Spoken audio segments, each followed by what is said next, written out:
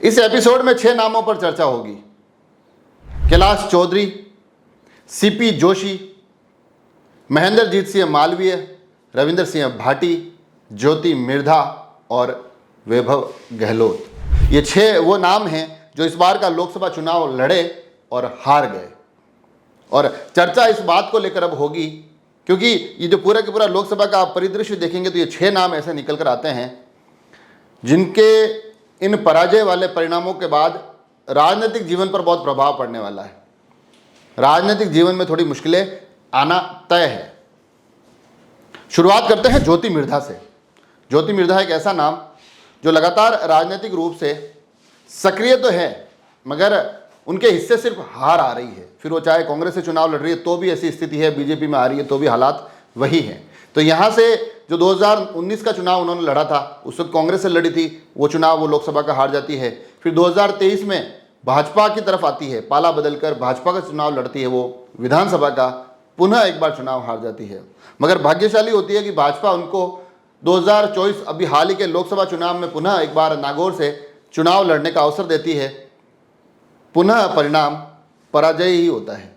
तो एक साथ इतनी लगातार हार के बाद अब ये बहुत कुछ स्पष्ट हो गया है कि ज्योति मिर्धा का अपने राजनीतिक जीवन में आगे मजबूती से बढ़ना, मजबूती से खड़े दिखाई देना ये बहुत मुश्किल होगा क्योंकि इतने ज़्यादा परिणाम प्रतिकूल आ गए हैं, इतनी ज़्यादा उनकी हार हो गई है कि अब यहाँ से उनके लिए राजनीति करना इतना आसान रहेगा नहीं।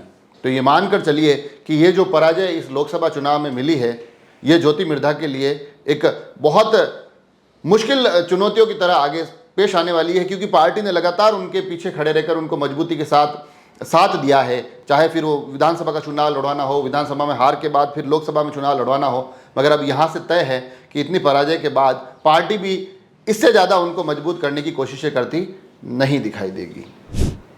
अब ज्योति मिर्धा नागौर से फिर लिए चलता हूँ मैं आपको बाड़मेर की तरफ। वहाँ के 2 चेहरों का जिक्र होगा।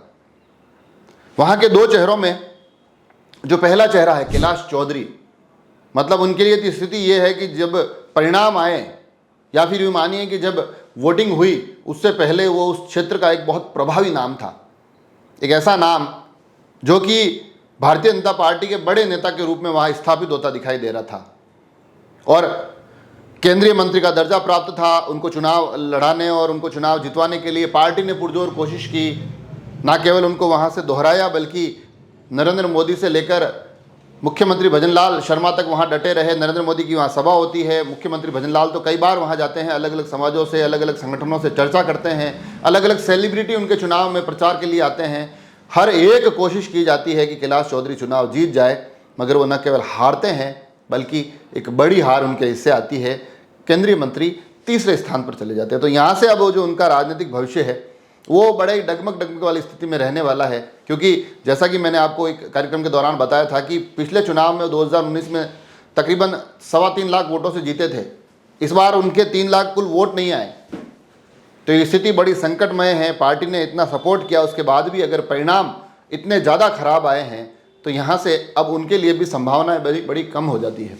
हालांकि संगठन में कहा जाता है कि संगठन में जो बदलाव होंगे उसमें हो सकता है कैलाश चौधरी का नाम निकल कर कहीं ना कहीं कुछ आए, मगर अब उसकी भी संभावनाएं कम दिखाई देती है। तो यहाँ से कैलाश चौधरी की राह भी अचानक एक चुनावी परिणाम के बाद बड़ी मुश्किल हो गई है।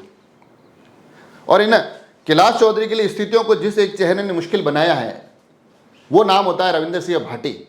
मगर अब लगता है कि ये जो चुनाव उन्होंने लड़ा है उसके बाद स्थितियाँ उनके लिए भी थोड़ी डगमग वाली हुई है। और उसका कारण यह है कि रविंद्र सिंह भाटी अभी तक अजय बने हुए थे, अभी तक कोई चुनाव हारे नहीं थे। तो पहली बार उनके हिस्से हार आई है, पहली बार उनके पास परिणामों में पराजय मिली है। तो क्या उस पराजय के बाद अब उनका जो एक तिलिस्म है, उनके समर्थकों में जो एक उत्साह देखा जाता है, जो लोगों की भीड़, लोगों का हुजूम उनके आसपास नजर आता है, जो सोशल मीडिया पर उनकी लोकप्रियता बड़ी ही अद्भुत अंदाज में दिखाई देती है, क्या अब वहाँ कोई कमी दिखाई देगी? साथ ही हर बार जब वो चुनाव लड़ते थे, चाहे वो छात्र संघ का चुनाव हो, चाहे वो विधायक का चुनाव हो, तब लोग उनके ऊपर कई अलग अलग प्रकार के तीर चलाते थे, अलग अलग प्रकार के प्रहार करते थे। मगर जब परिणाम उनके पक्ष में आता था तो सभी प्रहार ध्वस्त हो जाते थे। मगर इस बार ऐसा हुआ है कि वो अति आत्मविश्वास के साथ चुनाव में थे, बहुत ज़्यादा समर्थन उनके साथ था। हालांकि वोट भी अच्छे खासे लाए हैं, मगर एक जो आखिरी सत्य है वो यह कि वो चुनाव हार गए। तो जो 6 महीने पहले एक चुनाव, मुश्किल चुनाव जो जीत कर आए थे, जो लोकप्रियता उनके उस चुनाव की जीत के बाद सबसे शीर्ष पर दिखाई देती थी, अब ऐसा लग रहा है कि इस पराजय के बाद परिस्थितियां बदल सकती है और राजनीतिक राहें मुश्किल हो सकती है। क्योंकि कांग्रेस के सामने सीधा मुकाबला था, तो ये स्पष्ट है कि कांग्रेस भी कहीं ना कहीं अब कोशिश करेगी कि आगे आने वाले समय में इनसे ऐसी चुनौतियां ना मिले। तो साथ ही भारतीय जनता पार्टी तो उनके कारण न केवल शिव विधानसभा का चुनाव हारी है, बल्कि कहीं ना कहीं इस लोकसभा में भी स्पष्ट है कि उनकी एक बढ़िया सीट रविंदर सिंह भाटी के कारण उनके हाथ से निकल गई। तो ऐसी स्थितियों में अब रविंदर सिंह भाटी की भी निर्दलीय विधायक के तौर पर राह ज़्यादा आसान रहेगी नहीं, ये एक अनुमान और आकलन अब बाड़मेर की इस राजनीति से, मारवाड़ की इस राजनीति से निकल कर आता है। और आगे क्योंकि चुनाव अब काफ़ी समय तक है नहीं, तो अब उनकी परफॉर्मेंस कैसी रहेगी उस पर बड़ी पैनी नज़र रहेगी। क्योंकि अब यहाँ सिर्फ समर्थकों के हुजूम और उन तमाम चीज़ों से काम नहीं चलने वाला। एक मजबूत भूमिका कैसे निभाते हैं, धरातल पर कितना संघर्ष करते हैं, उसको बड़ी बारीकी से, बड़ी करीब से देखा जाएगा। इन चेहरों के साथ साथ एक चेहरा और भी है जिसका जिक्र इसलिए किया जाना जरूरी है कि कमाल की बात यह है कि रविंदर सिंह भाटी अगर चुनाव हार भी गए हैं तो विधायक बने हुए हैं, मगर एक चेहरा ऐसा है जो विधायक तो बन गया था 2023 के चुनाव में, मगर फिर वो पाला बदलते हैं तो उनको विधायकी छोड़नी पड़ती है, फिर वो सांसदी के चुनाव में जाते हैं, मगर वहाँ पर भी उनके हिस्से हार आ गई। तब वो ना विधायक रहे हैं ना सांसद बन पाए हैं। नाम होता है महेंद्रजीत सिंह मालवीय। उन्होंने भी इस बार पाला बदला। 2023 का चुनाव कांग्रेस से लड़े थे विधायक के तौर पर, 2024 के लोकसभा चुनाव में भारतीय जनता पार्टी का दामन थाम लिया। मगर अब ऐसा लग रहा है कि उनकी राजनीतिक राह भी अब थोड़ी मुश्किल हो गई है, क्योंकि भाजपा उनको इसके लिए लेके गई थी कि भाई हमको ये लोकसभा सीट जिता के देंगे। मगर कमाल की बात है, ना तो वो भारतीय जनता पार्टी को अपनी लोकसभा सीट जिता कर दे पाए, ना ही उन्होंने जो सीट खाली की थी बागीडोरा की, वहाँ पर भी भाजपा नहीं जीत पाई। वहाँ पर भी अब चीज़ें उनके लिए थोड़ी मुश्किल हो गई। तो ऐसी स्थिति में उनका जो एक प्रभाव था, जिस प्रभाव के इस्तेमाल के लिए भाजपा उनको अपने पाले में लेकर गई थी, साथ ही महेंद्रजीत सिंह मालवीय ने भी सोचा होगा कि प्रदेश में भाजपा है, केंद्र में भाजपा है, तो अगर मैं भारतीय जनता पार्टी की तरफ से अगर एक सांसद बनकर आगे बढ़ जाऊं तो मेरे लिए राजनीतिक राहें थोड़ी सरल हो जाएगी, थोड़ी आसानी मुझे रहेगी राजनीति करने में। मगर अब वो सारी की सारी बातें धरी रह गई। चुनावों में अब उनके पास कुछ ऐसी स्थिति हो गई है कि वो ना विधायक रहे हैं ना सांसद बन पाए। तो यहाँ से अब आगे की राजनीति, क्योंकि नए नए भाजपा में आए, अगर जीत जाते तो सेटल हो जाते, अब उस वागड़ की राजनीति में उनको सेट होना भी थोड़ा मुश्किल हो जाएगा। भारतीय जनता पार्टी का जो एक खेमा था, जो लंबे समय से ये संघर्ष कर रहा था महेंद्रजीत सिंह मालवीय के खिलाफ, अब ऐसे में जब अचानक से महेंद्रजीत सिंह मालवीय आ जाते हैं भाजपा में, तो उनके लिए भी इतना आसान रहा नहीं होगा। तो अब हो सकता है कि वो तकरार, वो तलखी भी वापस देखने को मिले। तो यहाँ से महेंद्रजीत सिंह मालवीय की राह भी बड़ी मुश्किल होती दिखाई दे रही है। हालांकि मेवाड़ क्षेत्र में एक नाम और है जिनकी राजनीतिक राहें भी अब थोड़ी दुविधापूर्ण, थोड़ी डगमग करने वाली स्थिति में पहुंचती हुई दिखाई दे रही है। नाम होता है सीपी जोशी। कांग्रेस का एक ऐसा नाम जो सालों तक, वर्षों तक एक बड़ी प्रभावी भूमिका में रहे, बड़ी अग्रणी भूमिका में रहे। पिछले कार्यकाल जब कांग्रेस की सरकार ने राजस्थान में बिताया, तब एक महत्वपूर्ण पद पर वो रहे। राजसमंद में उनके प्रभाव को प्रत्येक व्यक्ति महसूस कर सकता था। मगर बीते 6 महीनों में उनके हिस्से 2 पराजय आ गई। एक बड़े कद के नेता के हिस्से 6 माह के भीतर 2 पराजय का आना कहीं ना कहीं उनके प्रभाव को कम करता दिखाई देता है। उसमें भी दोनों ही चेहरे ऐसे, चाहे फिर वो विधानसभा की बात करें, चाहे फिर वो लोकसभा की बात करें, नाथद्वारा की बात करें या भीलवाड़ा की बात करें, उनके सामने जो चुनाव लड़ रहे थे, दोनों ही चेहरे अपना पहला चुनाव लड़ रहे थे। जहां वो 6 महीने पहले अपने ही घर में नाथद्वारा में विधानसभा का चुनाव लड़ते हैं और विश्वराज सिंह मेवाड़ के हाथों उनको विधानसभा चुनाव में पराजय का सामना करना पड़ता है। चुनाव बड़ा ही मुश्किल रहा उनके लिए। पराजय इतनी बड़ी उनके लिए एक नया अनुभव था। सालों बाद ऐसा कुछ उनके साथ हुआ था। मगर उसके बाद लोकसभा चुनाव आते हैं। लोकसभा चुनाव में उनको भीलवाड़ा से चुनाव लड़वाया जाता है। काफ़ी ज़्यादा उलटफेर और सीटों की तब्दीलियाँ होती है। फिर आखिर में उनको चुनाव लड़ना पड़ता है। वहाँ पर भी उनके सामने एक नया चेहरा होता है। भारतीय जनता पार्टी दामोदर अग्रवाल को उतारती है और वहाँ सीपी जोशी को 3.5 लाख वोटों से पराजय का सामना करना पड़ता है। तो एक इतने बड़े चेहरे का इस तरह से लगातार 2 चुनाव हार जाना अपने आप में महत्वपूर्ण एक गंभीर विषय निकलता है। साथ ही वो जिस लोकसभा क्षेत्र से आते हैं, राजसमंद, वहाँ से कांग्रेस प्रत्याशी इस पूरे प्रदेश में सबसे बड़े मार्जिन से हारे हैं। वहाँ भारतीय जनता पार्टी के प्रत्याशी की सबसे बड़ी जीत हुई है।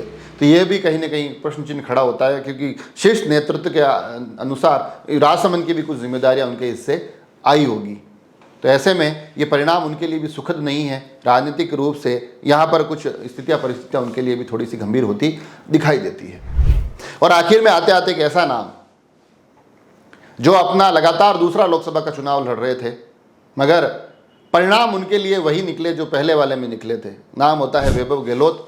2019 का चुनाव वो जोधपुर से लड़े थे, तकरीबन 2.5 लाख वोटों से जोधपुर से हारे। इस बार का चुनाव वो जालोर जाकर लड़े हैं 2 लाख के आसपास वोटों से। ये चुनाव में भी उनको पराजय मिली है।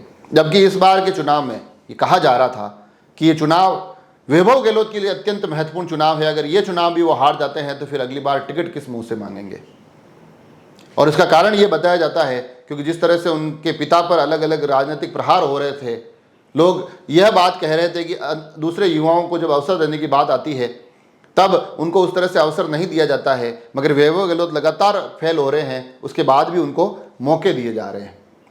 वो मौका जो 2019 में मिला था, जो उनके खुद के गृह क्षेत्र से चुनाव लड़े थे, मगर उसके बावजूद हार गए। और कमाल की बात यह है कि वो जो चुनाव लड़े थे उस वक्त उनके पिता मुख्यमंत्री थे। एक मुख्यमंत्री का पुत्र अपने ही गृह क्षेत्र में एक चुनाव हार जाता है, उसके बाद कई राजनीतिक संभावनाएं समाप्त हो जानी चाहिए थी।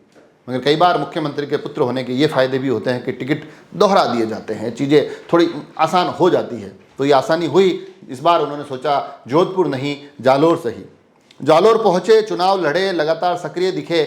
मगर वैभव गहलोत के साथ जो मुझे एक फैक्टर नज़र आता है कि वो किसी भी तरह से धरातल के नेता नज़र आते नहीं हैं। सचिन पायलट का भी एक बहुत लंबा चौड़ा डेकोरम है, मगर उसके बावजूद वो लोगों के बीच में होते हैं तो उनके जो हाव भाव और उनके जो बिल्कुल रहन सहन होता है, ऐसा लगता है कि उन्हीं के बीच के हैं। वैभव गहलोत न जाने क्यों इस तरह से कभी नज़र आ नहीं पाए। यह जो दूरी दिखाई देती है वो दूरी परिणामों भी नज़र आती है, और वो तब और मजबूती से नज़र आती है जब उनके सामने जो चुनाव लड़ रहा हो व्यक्ति लुम्बाराम चौधरी, वो ठेठ देसी धरातल से आया हुआ व्यक्ति हो।